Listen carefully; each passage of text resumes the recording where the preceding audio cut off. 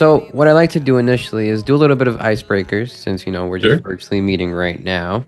If you don't mind, I'll start off with some quick this or that questions, okay? So I'm gonna Okay, I'm give into you it. I'm gonna give you two options and you're gonna tell me which you prefer. Okay? Let's go. Okay, let's start. Cats or dogs? Dogs, Books or movies? movies, The city or the countryside? countryside, Sneakers or sandals? sneakers, Early bird or night owl? both. Oh yeah? Yeah, Was early it bird probably. okay? I was gonna say you're up so late that might as well consider yourself an early bird. And then these are just some more general question. What's a surprising thing on your bucket list? On my bucket list? Yeah. Oh, I don't even know if I have one at this point. I've done a ton of cool stuff we were just talking off air about. That's pretty good news though, if you've already done a lot of things that you wanted to do, right?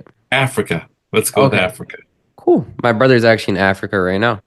Hey, Cool. he told me it's a lot of fun. The weather's a lot nicer than in Canada, so if you ever get the chance, might as well visit. Okay, next one. What song is most likely to get you on the dance floor? This one's a good one. I have a strict only dance at weddings policy, Okay. so well, I'm a big fella. It doesn't look great when I get out there, right? Okay, okay. So no, Yeah, no. so shout, Money Money, Okay. all the wedding classics. Okay, cool. Whatever, everybody has their thing, right? And this one's my favorite one. What's your favorite dad joke? My favorite dad joke? Oh, Yeah. jeez. If you have one, eh? I don't know that I'm really good at dad jokes. I don't remember any jokes. Uh, gosh, no, I got nothing for you. It's okay. I get it. Not everybody it's every once in a while you'll meet somebody and they have like they love dad jokes and they just have a whole like repertoire and they'll just go off and on. But anyway, let's get started with the actual questions. So I'm here with Jason Kirkness, award-winning country musician. I can say a lot of things about you, but I think you deserve the chance to introduce yourself. So go ahead, tell me, who are you, Jason? Jason Kirkness, country musician from Kleefeld, Manitoba. It's about population 300 when I moved to the big city of Winnipeg. Hmm. I think it's grown to like about 1,000 people live there now. Wow, We're outnumbered like 5 to 1 cattle to people. that's And beautiful. it's the sign says land of milk and honey because what we had is dairy farms and bee farms. That sounds pretty awesome. I've Yeah, never got the so chance to visit Manitoba, but I'd love to check out your the well, town that you're from. well, the thing about Manitoba is that I really love is like a lot of people are like, oh, blah blah blah, Manitoba, and like, oh, I would never go there, and everyone's like, okay, that's cool, you don't have to. Yeah, yeah, of course. But the thing is, outside of Winnipeg, we have uh, kind of a bunch of stuff, like everything. We call it all like hidden gems. We have a whole bunch of cool things like the camping and all of that stuff. If you drive a couple hours, you're in the Canadian Shield. Yeah. We have one of the top 10 beaches probably on the planet. That's at Grand Beach. Wow, So that's it has miles incredible. and miles and miles of perfect white sand. I had no idea. And we got some ski areas. They're obviously a bit smaller than maybe let's say Banff or Lake Louise, but Yeah. we do But our best. yeah.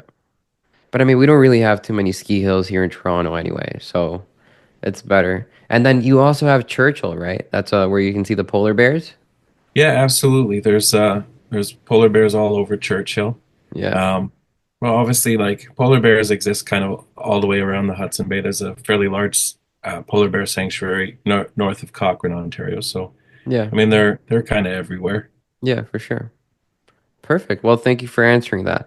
Let's start off with your latest album. I actually Okay. listened to it and I thought it was really interesting. I really like the debut song, the first song, She Loves My ATV. I thought I thought the voice effects, the police chatter, it all went really well together and it built up a lot of suspense. So firstly, I want to give you the chance to explain the process behind making it, and I also want to know when you recorded it. Was it after you had the majority of the album done, or was it really the first song? But let's start off with the process, okay? Tell me a little bit about the background behind the song. Okay, She Loves My ATV, track one on the new album. Yeah. Uh, I wrote that with Chris Byrne from the Roadhammers and Mike Little from Hello Darlings. Okay. And we wrote that in 2012. Oh And wow. at the time, I was taking myself a little too seriously, so I didn't want to put anything like funny on a record. Yeah. But at the time when we were writing that one, there was a bunch of the discussions came up.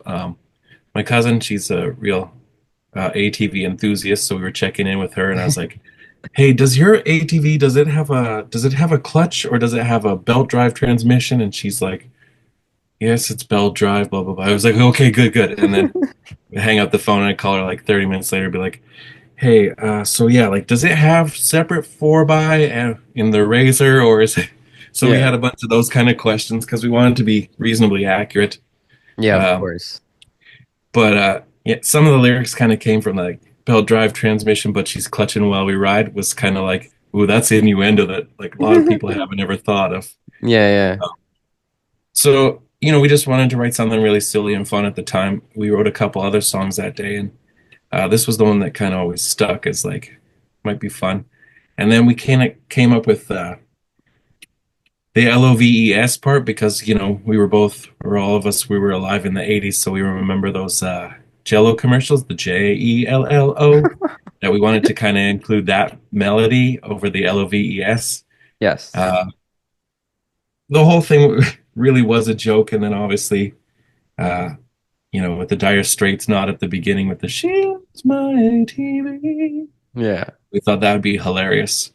Yeah. It didn't make the previous record, obviously, because I was, like I said, trying to be a serious artist.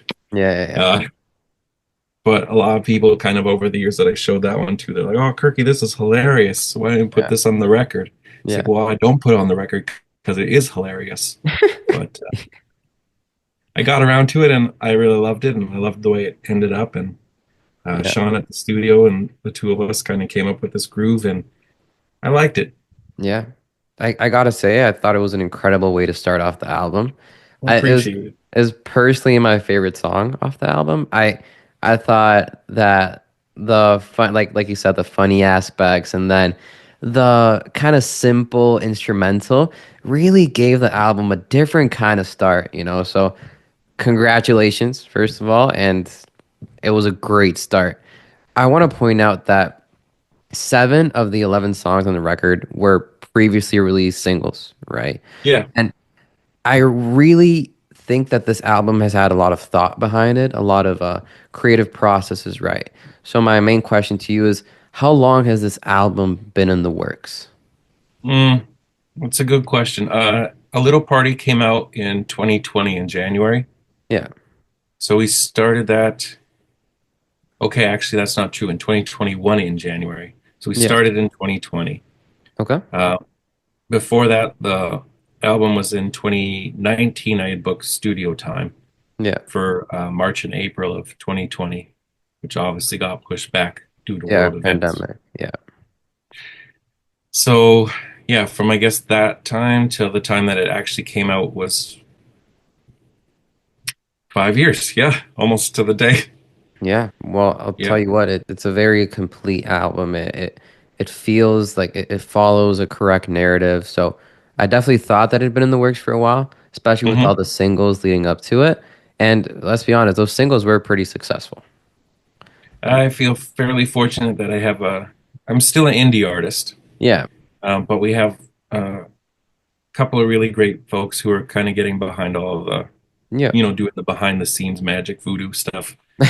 yeah, of course. So, yeah, I mean, that's a tough thing to sit on too, right? With being an indie artist and then like kind of having a bit of mainstream success, and then people are like, well, why isn't this more successful? And then Yeah, you kind of have to struggle with that back and forth, like how much of this do I want ownership over versus how like popular do I feel I need to be? yeah, of And course.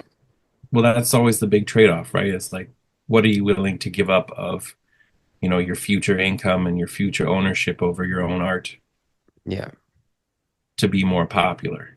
yeah, of course. And I understand what you're saying. I'm not a musician, but I do get that, there is a trade-off, right, between Yeah. authenticity, who you are, and where you want to get to, right? I would like to point out though that the album you released and the music you've released thus far does feel very authentic. And it brings me to talk about the title of the album, What Got Me Here. I think the title in itself pretty much sums up the entire album and the authenticity behind it. Okay. So I want to give you the opportunity to sort of tell us what got you to where you are today. How has your inspiration and your motivation changed? What has kept you going throughout this entire time? Well, okay, so there's the record What Got Me Here Yeah. and the 11 songs, and each one of those songs is on the record because of what it represents to me. So some of them are like because of who I wrote it with, some of them are because of the lyrics and how I relate to them. Yeah. And then some of them are just kind of things that I wanted to do as milestones or tributes. So like um, a friend of mine, Jason Petrick, wrote "What's Wrong with Me," and he said he'd always been bugging me like, "Hey, Kirky, how come you haven't put one of my songs on your record?" Yeah. And then I said, "Well, let's give me one that you think is fitting, and I'll do it." Yeah. And sight unseen, I agreed to record a song. Yeah. So we just wanted to like, my first record was kind of for a major label, and uh, it tanked because of who I was at the person at the time, and Yeah. my commitment to my craft at the time wasn't as high as it is Yeah. now. Basically, yeah, with that one, we've been friends a long time, and he's like, "Why don't you cut one of my songs?" And sight unseen, I just said yeah, and I agreed to it, and he sent me the song, and I was like, "Okay, Yeah. this song, What's Wrong with Me?" And that's kind of how you see me as a person. And he said, "Yeah, this song's going to be perfect for you. I think it's personal, and I think it's kind of how I see it." So Yeah. each one of the songs kind of has that way of relating back. Yeah. The other thing that kind of happened over the last bunch of years was I was at Mardi Gras in New Orleans, and Yeah. there was a open shooter event or whatever they call that when Oh. somebody was Yeah. discharging automatic weapons. Now, Yeah. thankfully, in that one, no one died, but there was all the running and the screaming, and I had some fairly intense PTSD from the event. So I Of was course. reliving it over and over on a loop, and people would talk to me, and all I could hear is the gunshots, and um, I could hear all of the screaming in each footstep, and I relived all of those over and over. Yeah. And through that, I had the opportunity to get EMDR therapy with the rapid eye movement, Yeah. and from that is kind of when I started really realizing like I had a bunch of stuff in my life that had happened and that I hadn't dealt with in any way Yeah. or even paid attention to. Yeah.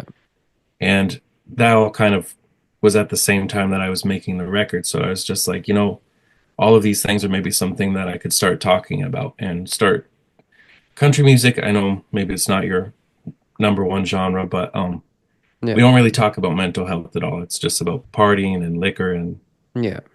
Daisy Duke shorts and all the cliches. It's because it really is focused on that. So the thing is a lot of people behind the scenes do really struggle with mental health issues or Yeah. Of uh, you know course. making sure that they're being the authentic version of themselves in a genre that's often fairly superficial. Yeah. So I wanted the opportunity to be able to talk about those things to my peers as well. So I just wanted to make a record that then had a title that when people asked about it, I could say things. And Yeah. what got me here is a commitment to my friends and relationships, and now a commitment to my own mental health. Yeah. And I think that's very powerful. I want to start off by saying I'm sorry I had to go through that in New Orleans. I believe I believe I heard of it in the news actually. Um, any of those moments, they could definitely be traumatizing. I'm glad that you were able to grow from it though, and that you were able to put the experience into your craft, right? The lessons learned. Are you there? Can you hear me? Yeah. Okay, perfect. Sorry, you're just cutting out a little bit. Yeah, like I said, it's a powerful thing to do to grow from your lessons or from your experiences, let's say. And you are right that mental health is something that isn't too talked about in the country genre. I mean, I could Hmm. say that about a lot of genres too, even like hip hop or pop music. It's more about, like you said, the sunny moments, the easy things, right? So I'm glad to see an artist being able to really express what matters into their work, right? And this leads me to ask you, on the album, out of all the songs you recorded, which one was your favorite? You know, because I know you have a different perspective, right? I have the perspective of the listener, but you actually created it. Which song really stood out to you the most?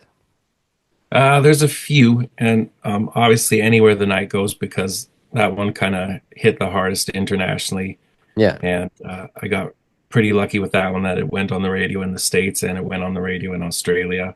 Oh, And nice. well, because of that, I got to go to Australia and I got to go hang out when we were promoting the single after that one. Yeah.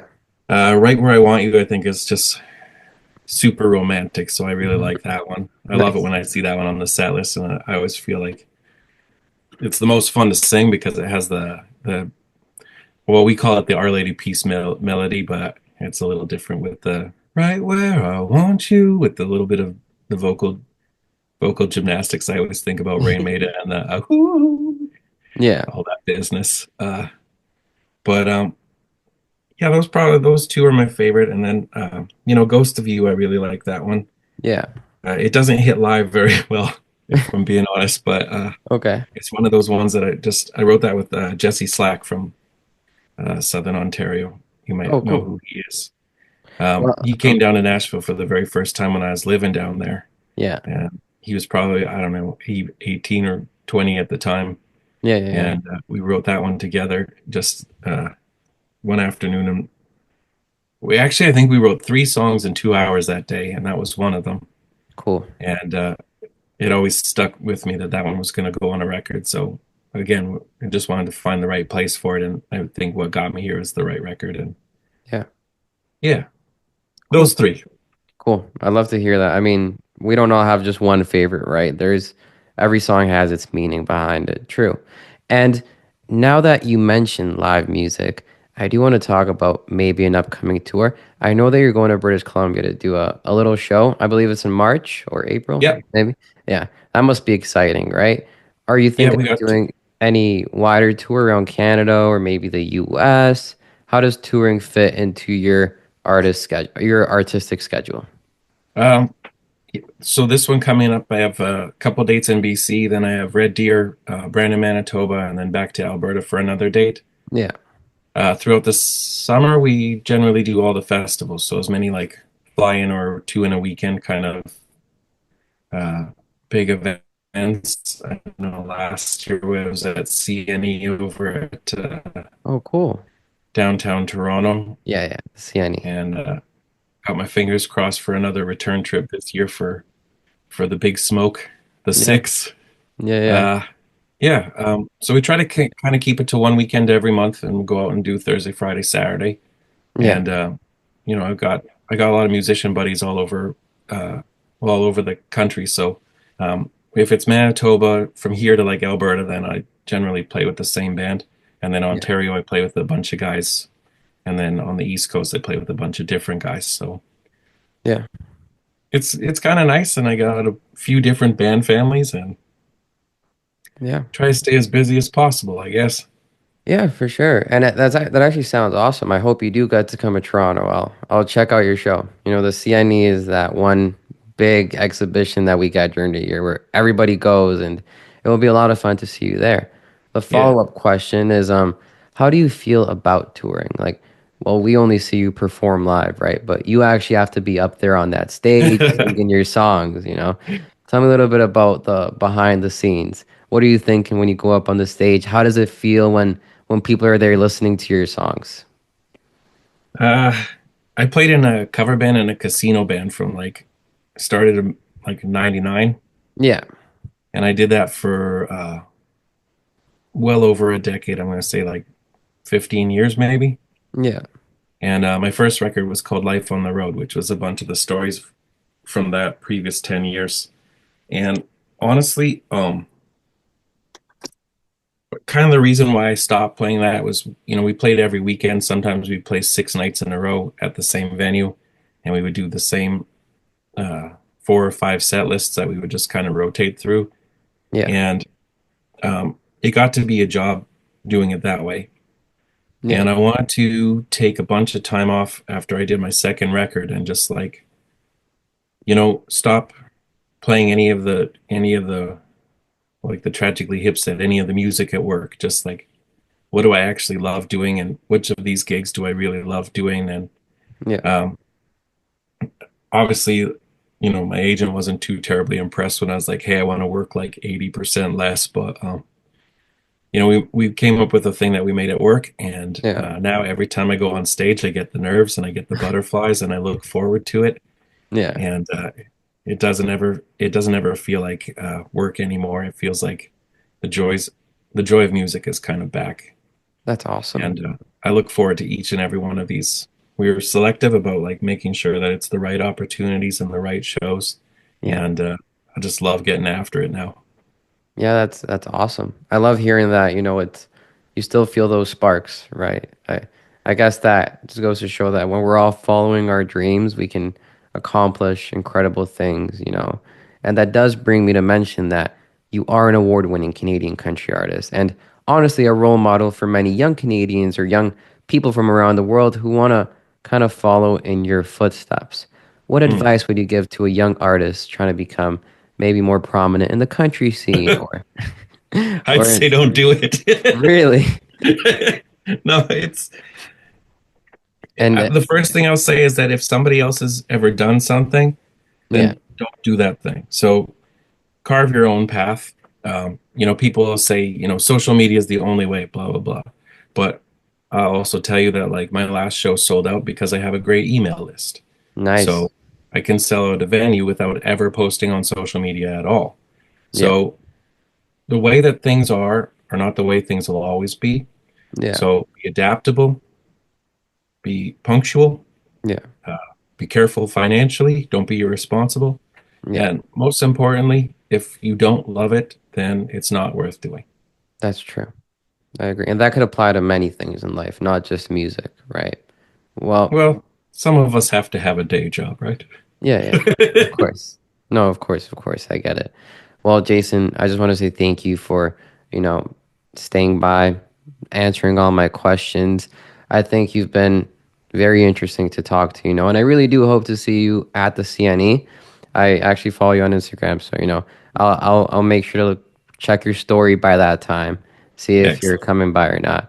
And yeah, do you have any maybe closing remarks you want to leave off with, or anything you want to say to the audience?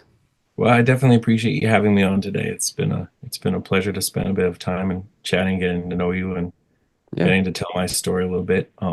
If you do want to check out more, it's at Jason Kirkness or jasonkirkness.com.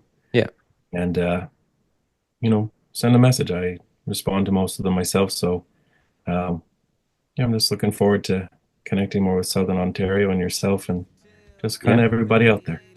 Yeah, of course. Southern Ontario, sorry, Southern Ontario is ready for you. So, whenever you're by, let me know and I'll make sure to take a few people with me. We'll go check out your show, okay?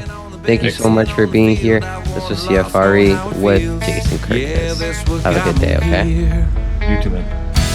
Every dim lit road, every door that closed just kept me moving on. Every dream being crushed, every push come to shove, that's what kept